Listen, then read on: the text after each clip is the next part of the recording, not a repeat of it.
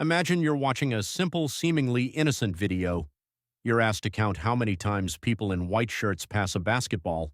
Sounds easy, right? But what if right in the middle of your task, something impossible, something utterly bizarre, walked through the scene, a full-grown gorilla, and you didn't see it? What would that say about your perception of reality? What if the very fabric of your attention is a carefully constructed illusion, and the world is far more complex than your mind lets you believe? This isn't a hypothetical parlor trick or a fictional movie plot. This is the chilling reality of the invisible gorilla experiment, a landmark study that unveiled a terrifying truth about human perception, leaving millions to question everything they thought they knew about seeing.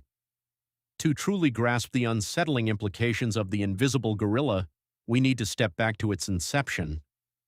The year is 1999.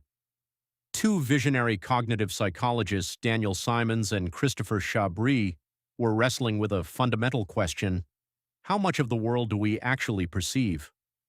Their groundbreaking study, published in the journal Perception, wasn't just another academic paper, it was a revelation. They created a short video, meticulously crafted the scenario. In this video, two teams of three players, one team in white shirts, the other in black, are passing basketballs. The task presented to participants was straightforward: count the number of passes made by the white-shirted team. Sounds benign, a simple test of concentration. Yet within this seemingly innocuous setup lay a trap, a meticulously planted anomaly designed to expose a profound flaw in human cognition. They weren't just testing attention, they were testing the very limits of what we think we see.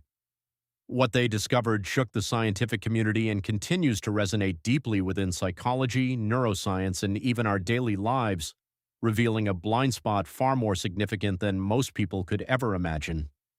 Now let's dive deeper into the chilling mechanics behind this phenomenon. What Simons and Chabris so expertly exploited is a cognitive bias known as inattentional blindness. This isn't merely being distracted, it's a complete failure to perceive an unexpected stimulus that is in plain sight simply because attention is focused elsewhere. Think about that for a moment.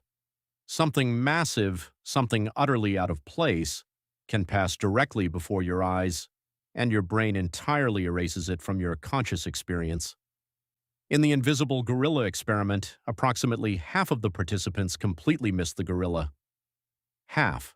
They meticulously counted the passes, completed their assigned task, and when asked if they noticed anything unusual, their response was a resounding, often bewildered, no.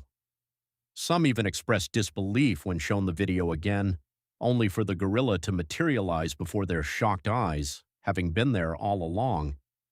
It's like a secret door in your perception, and your mind decides whether it's open or closed. The rabbit hole goes even deeper. Subsequent research has confirmed that factors such as the gorilla's transparency, its speed, or its duration in the scene weren't the primary determinants. The sheer cost of the primary task, counting the passes, essentially blindfolded the participants.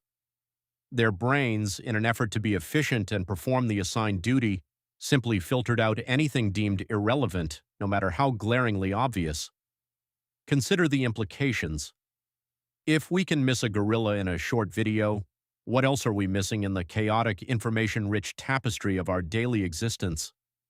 This isn't just about laboratory settings. Studies have shown inattentional blindness plays a terrifying role in real-world scenarios. Pilots, focused on instrument readings, can miss other aircraft. Surgeons, concentrated on a complex procedure, might overlook an unrelated anomaly in images. More disturbingly, countless traffic accidents have been attributed to drivers literally not seeing motorcyclists or pedestrians, not because they weren't looking, but because their attention was locked into another, more pertinent task, like finding an exit or listening to a podcast. Their eyes were open, but their brains were stubbornly, horrifyingly blind. The gorilla doesn't just walk through a basketball game, it walks through our lives, silently, invisibly, leaving us oblivious to its presence until some external force, or tragic consequence, finally forces us to confront this unsettling truth about our own fallibility. It highlights a critical distinction. Seeing is not the same as perceiving, and attention is the gatekeeper to our understanding of reality, a gatekeeper that can be incredibly selective and sometimes dangerously negligent. What they discovered next, or rather what they failed to discover, changed everything. The climax of the invisible gorilla experiment isn't a jump scare or a sudden twist. It's the unsettling dawning realization that the gorilla was there all along. When participants were finally shown the clip a second time, this time knowing what to look for, the shock, sometimes accompanied by genuine laughter or gasps of disbelief, was palpable. It wasn't poorly edited footage. It wasn't a trick of light. It was a massive black-suited person thumping their chest, brazenly walking across the screen for 9 full seconds. Yet for half of the viewers, this profound disruption to a simple basketball game remained utterly invisible. This moment of revelation is incredibly powerful because it demolishes a core assumption many of us hold, that we see everything that happens right in front of us. It shatters the illusion of comprehensive perception.